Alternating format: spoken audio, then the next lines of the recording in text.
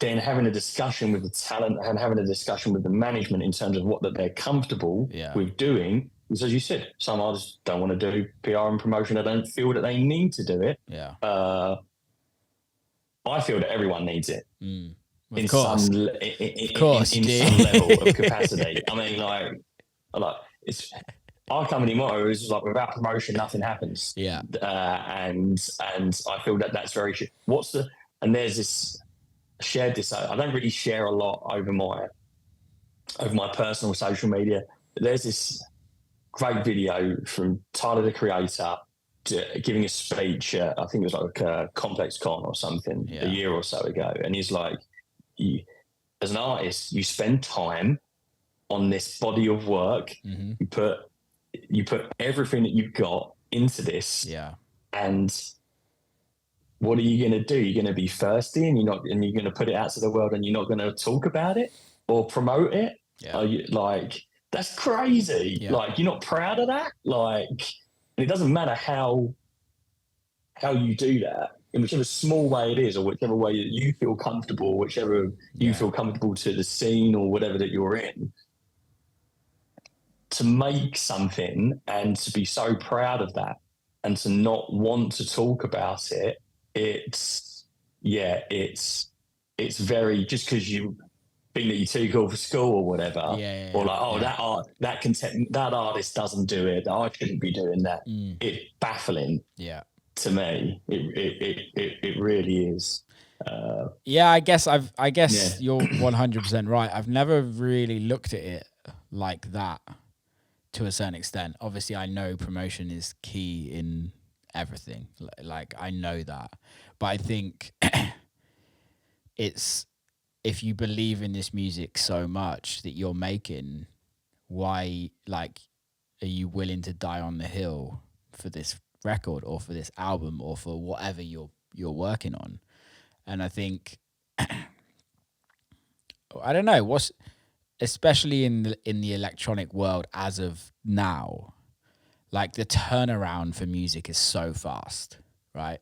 So, like, if you're releasing a record, not an album, just a single club banger, like, realistically, if your record's not doing well after 2 weeks, you're kind of on to the next, to a certain extent.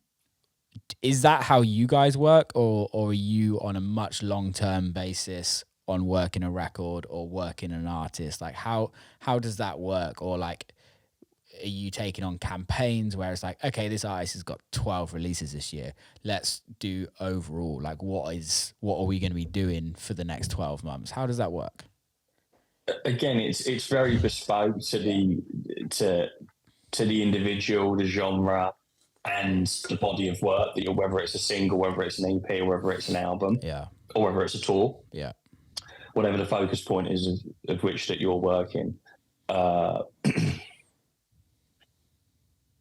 Sorry, can you repeat the question again? I guess the question was more so based on how long are you working records for artists? When do you know it's going to pop, essentially? Or to die on the hill for it and just be like, it's done, it's game over, let's move on to the next. Because I think I think let's talk back in the vinyl days, like, it was a slower process, right? It was much slower to see a record pop off because it was physical records. Now it's streaming. You know roughly if a record's doing well in the clubs because of who's playing it, and you know if a record's doing well on streaming or if a record's doing well on radio. But I guess the question is like, how do you manage that as a team to be like, okay, this record's probably done. What we doing next? How forward thinking are you guys looking? Well, I think that with every artist, again, it's bespoke. There's a different barometer of success, isn't there? With every single project, whether it's whether your dream goal for that record or that is a Beatport number one, like achieving that, or even if it's a number one in a certain genre, like that's what you need, or higher charting in that chart is going to take your your career to the next level. Yeah. Or if you're a well-established act, and it's like, well, this record's got to be a hit. It's got to be a pop monster, and it's got to cross over, and it's got to do X amounts of hundreds of millions of streams. And if it doesn't do that, it's not been a success. Yeah.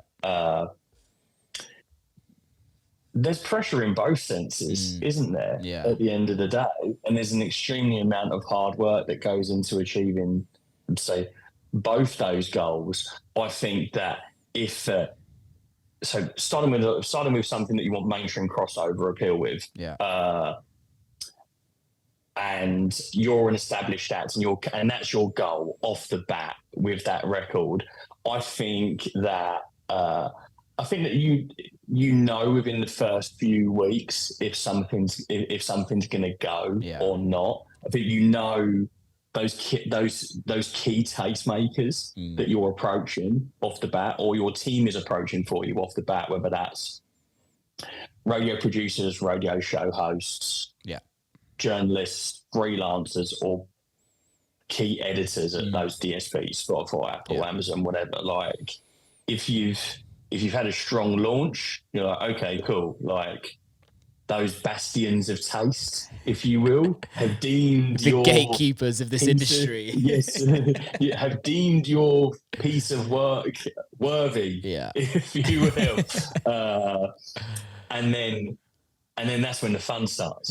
Just building and building on that. And obviously you've got a very large team in place across the globe. And different territories take longer to pop than others. Definitely. Like, man, trying to break a record in North America is crazy. Fucking impossible. I mean, like, you're talking, if you go coast to coast, you're talking like 6 months to even get the thing to, like, especially with dance music, to like get the thing to, like, or whatever specialist genre it is.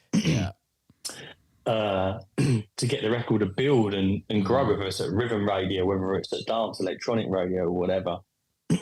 And also the cost for that as well. Which, yes, it's a lot of money. So, like, you got to have some people. Well, if you're an artist and you want to put your money where your mouth is and kind of back it, cool. But I mean, if you want to do that kind of stuff in North America, you're getting into like a lot, six figure territory. You better be selling tickets. You better be selling tickets. Put it that way. Exactly that. There's only a few people that could do that, or have the. Yeah. Or like, cool, we're going to go for that. We're going to do that. The label might not believe in us, but we're going to fuck it. We believe it. We're going to do it, and we're going to spend our own money. There's only a few acts I've seen do that over the years. And there's usually very smart people behind that. And it's paid off. And it's worse. And I'm like, fuck yeah. For me, there's like I don't know, I've not even been involved in that project. I'm like, go on, smash it. Well, I think there's also a level of like fuck you to the corporation, right? Especially with dance music as well too, and coming from the scene that they're in, or like those records that I mentioned earlier. I don't think Eliza Rose and Ella Thiston, those records started off their journeys, or even like a lot of records that St. Patrick puts out on Trick, if you will, like Airwolf, like Paradise, like that record, or Ewan McVicker, when those records started their journeys, they made those records thinking that they were going to be crossover hits, did they? So they were just quality records. Patrick had a great A&R ear to sign those records, and he started those records journeys from him hammering those in his sets and it being a strong ID. I mean, those records started their journeys way before 8 months before they even were technically released, if you will. And then they started their journeys, and then bigger corporations maybe came in, saw that there was potential in those records, that there was hype around them, and that they could, that as an independent label himself and an independent label owner, he wouldn't be able to do all the work himself for them to be able to cross over. He needed help from a larger organisation to do that, and I know that he did that, and that paid off. So it's definitely worth it. Every record's different, isn't it? Will, at the end of the day, and you've seen that with your records over the years. Totally. You never know. You never fucking know. I literally, before we had a conversation, I had a meeting with my label guys, and you're just like, you never know. It's like you can have everything aligned. You can tick of all the boxes. You can have everything, and then you release the record and nothing happens, and you literally never know. And I think that's the amazing thing, but also the most annoying thing about this industry is that it is. That's the frustrating. I mean, your record on Tricks ticking over great numbers. It's ridiculous. Isn't it? It makes zero sense. Makes zero sense. I made that record in half an hour, and it's like makes zero sense.